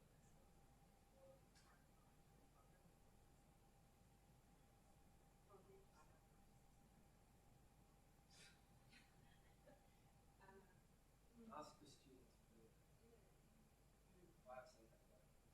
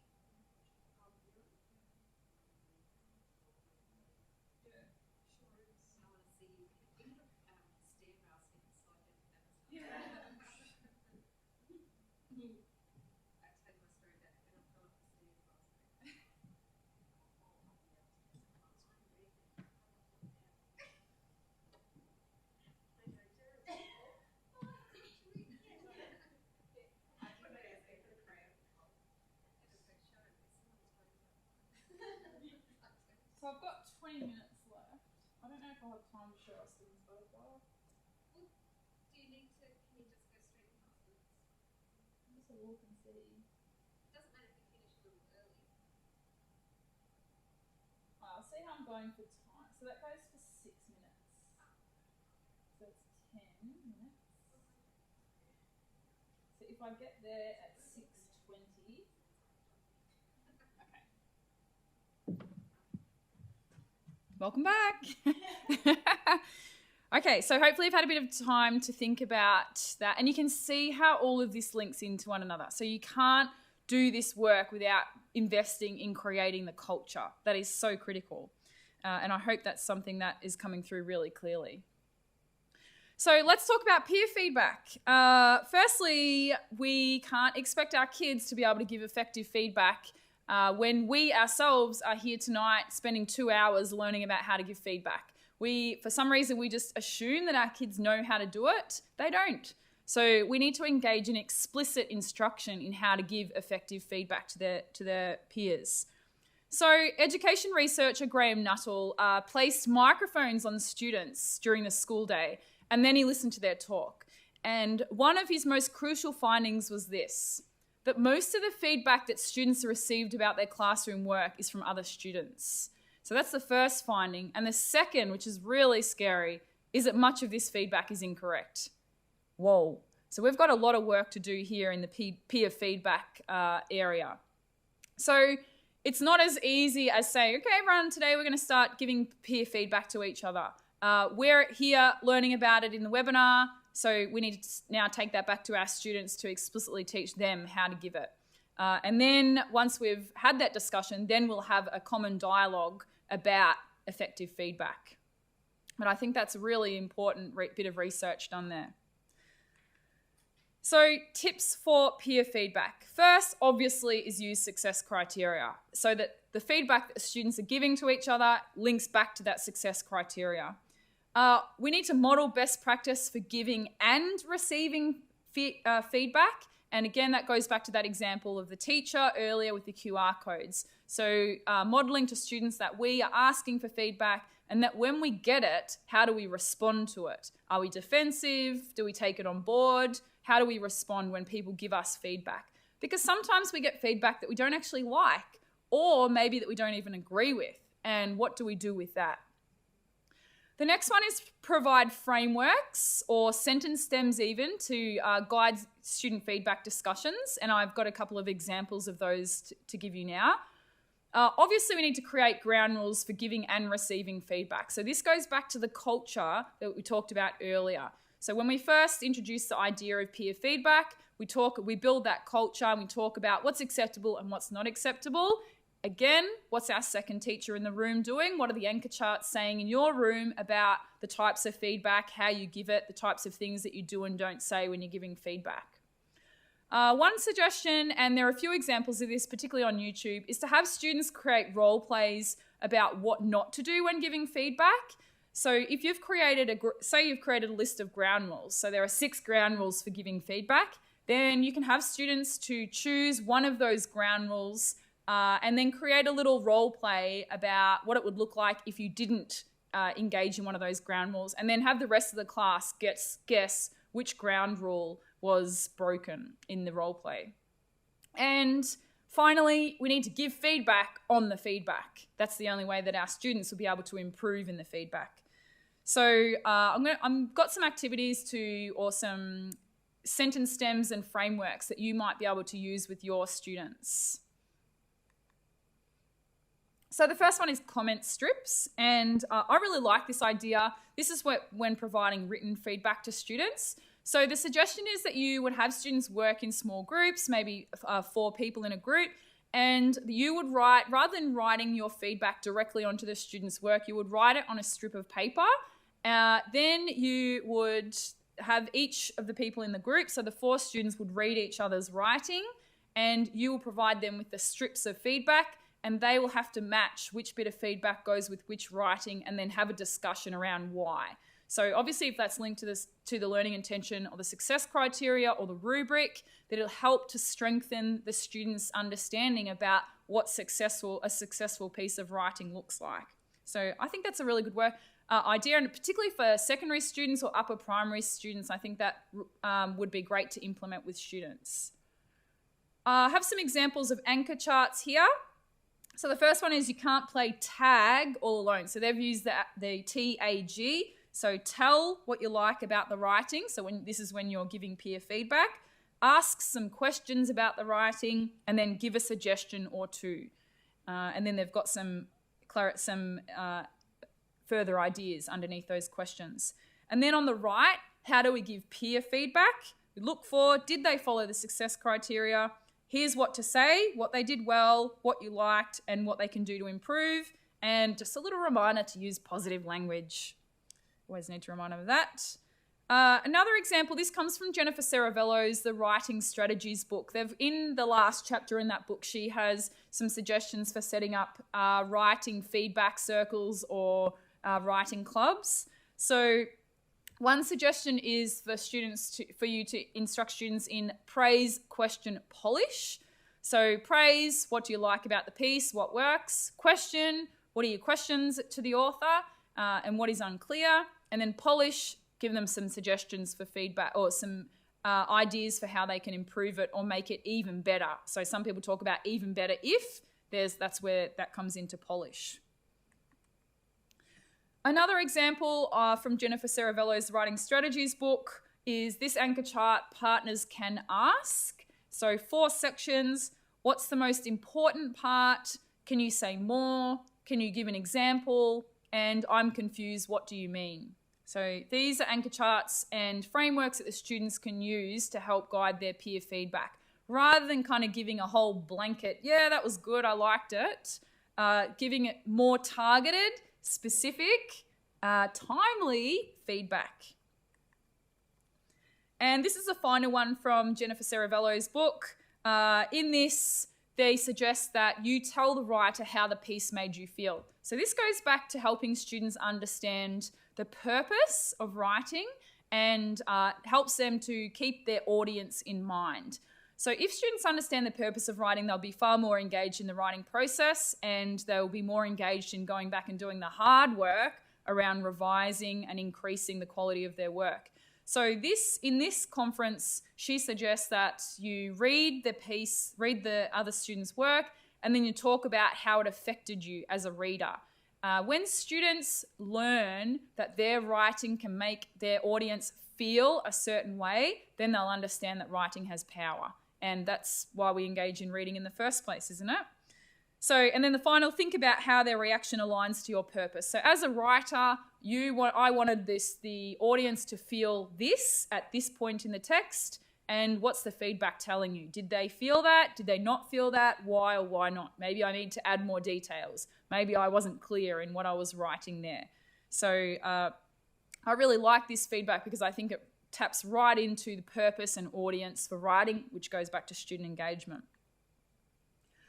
The idea of 2 stars and a wish. Now, this can be called different things. So some people call it 2 stars and a wish. Some people call it stars and stairs. Hello to the Malden crew. Some people can call this medals and missions. So I refer to it as 2 stars and a wish. So in this, they do naming. So they use the admiring lens. They use the sentence stems provided on the left. So I noticed that you, and then naming something that has worked well. I enjoyed reading this part because. So it's okay to say that you enjoyed reading it, but the part where you say why you enjoyed reading it helps the writer to know what they're doing that is powerful and affecting the reader. It was really interesting how, you grabbed my attention when, you did a good job of. And then the wish part is or the stare part or the mission part is the what next. So how do you feel about adding this? What do you think about changing this? A recommendation would be to do this. So providing these sentence stems for students so that they can learn how to give feedback that will move the writer forward without kind of just coming up with it off the top of their head. This comes from Trappy. I really like this, the bottom part. I would get the students to fill this out first. So what I did and what I want you to notice when you're giving me feedback about this piece. So I'd imagine that they would clip this to their piece of writing, or they'll have thought this through. So in this piece, I maybe used humour to engage the reader, and please notice this section. And then they're given feedback. It might be from the teacher, it might be from a peer. But this means they go into the conference with a clear idea in mind of what they want to receive feedback on, rather than it kind of being open slather about just give me feedback about the whole thing. So, and again, it helps the students to understand that the peer conference is not someone dobbing you on the head telling you whether you've got it. This is seen as a valuable part of, my purpose is I want to write a really good text, and a peer conference can help me to write a good text. And this is what I'd like you to focus your feedback on. Talking about student feedback, I know some of you mentioned this in the chat. This is a clip called Austin's Butterfly, and I'm going to show it now. Thank you to Justin and the crew from Invermay Primary School. They got me onto this, and they said that they use this with their students as a catalyst for discussion around giving effective feedback to peers. And I think this makes it really clear for students about how they can give feedback that moves people forward. So let's have a little watch of this. This is a story called Austin's Butterfly. And it's a true story about a first grade boy, and his name is Austin, and he goes to school, or used to go to school, in a town called Boise, Idaho.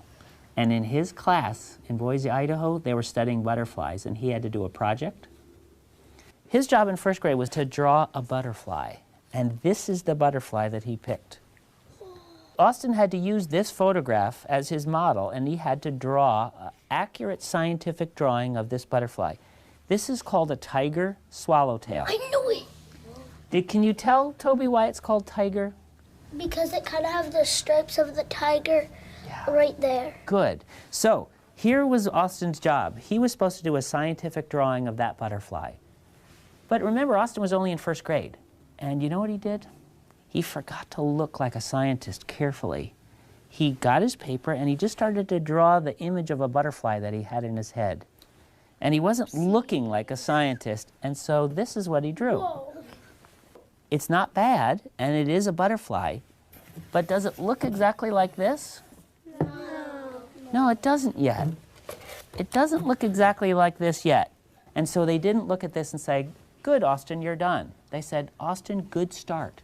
Now we can start giving you critique so you can do a second draft and make it better, and a third draft and make it better, and you can make it much, much closer to this, and he was ready to go. All of the first graders in his critique group sat on the floor like you guys are, and they decided to split their advice into two kinds. First, just the shape of the wings.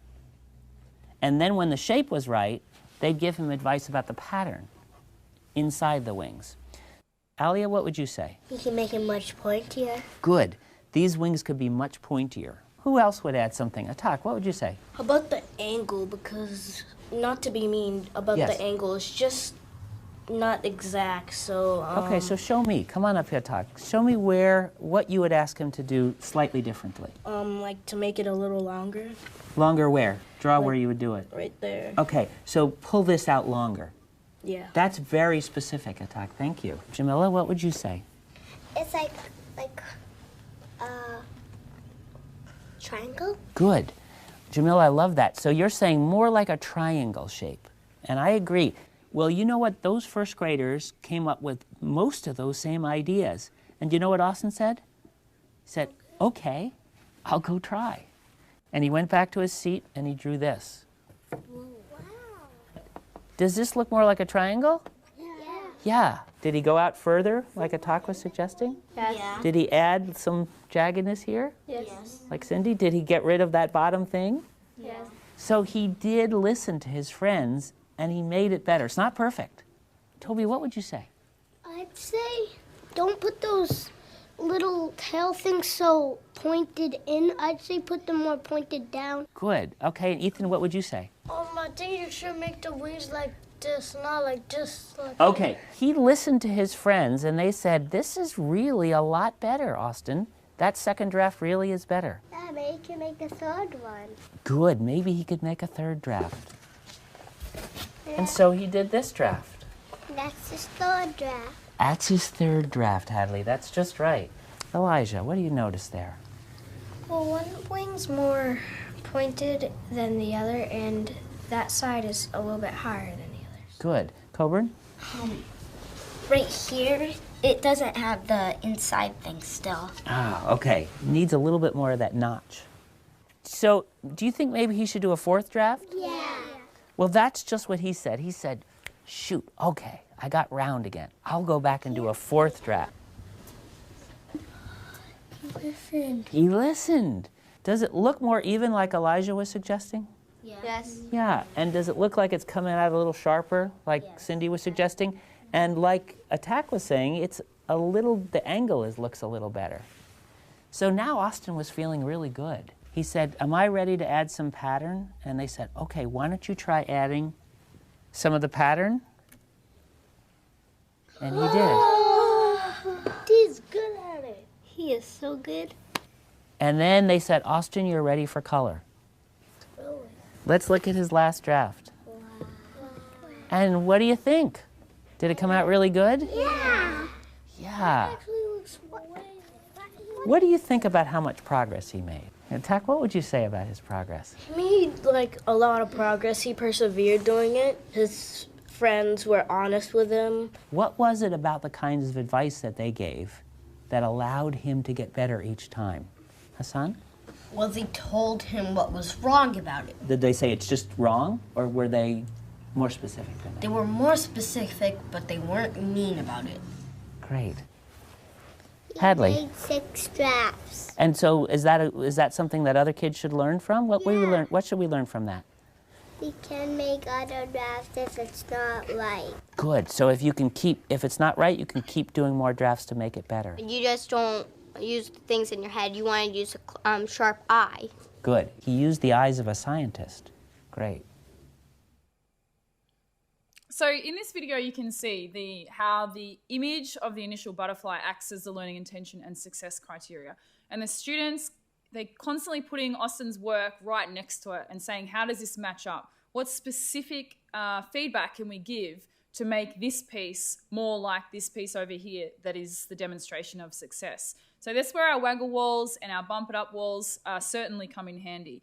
You can also see the idea of the growth mindset. So Austin has responded to the feedback that he's been given and seen that as being really helpful to the process, and obviously came up with a beautiful butterfly at the end, so the feedback was useful. And I love how the students can reflect on the implications of that for other people. And they obviously pointed out that it's specific feedback and it's timely. So now I'm going to give you some time to reflect on the learning in that section. So if you share your circle response, what experience have you had with peer feedback? I would love to know any resources that you've used, any success that you've had, if you put that in the chat. And I am going to give you about 3 minutes, sorry to cut it short, because I want to talk about the resources as well. So I'll be back in about 3 minutes.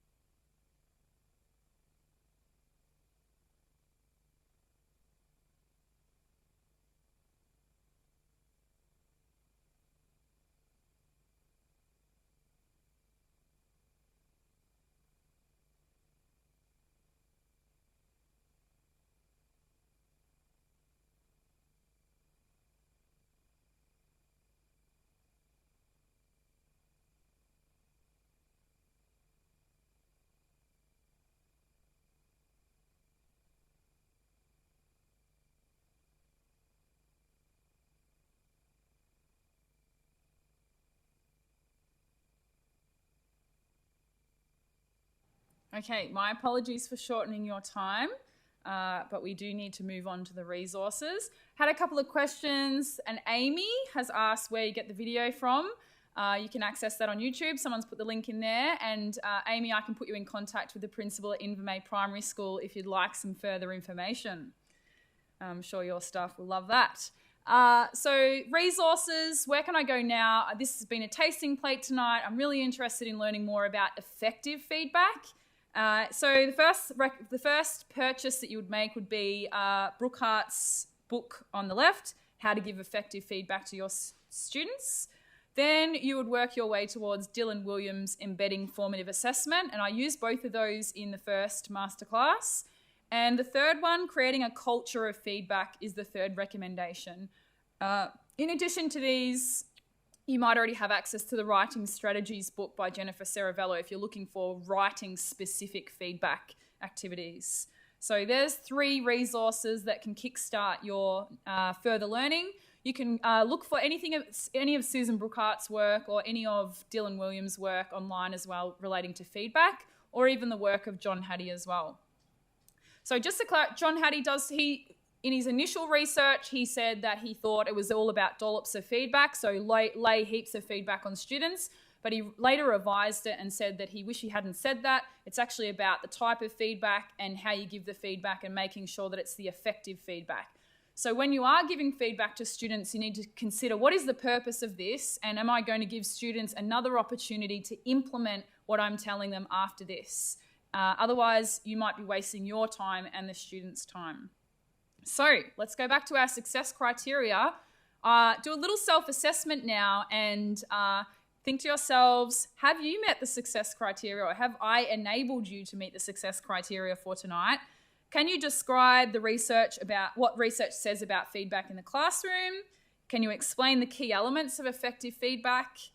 Can you identify examples of the application or practical examples of how you could embed this in your classroom? And can you list some of the supporting resources?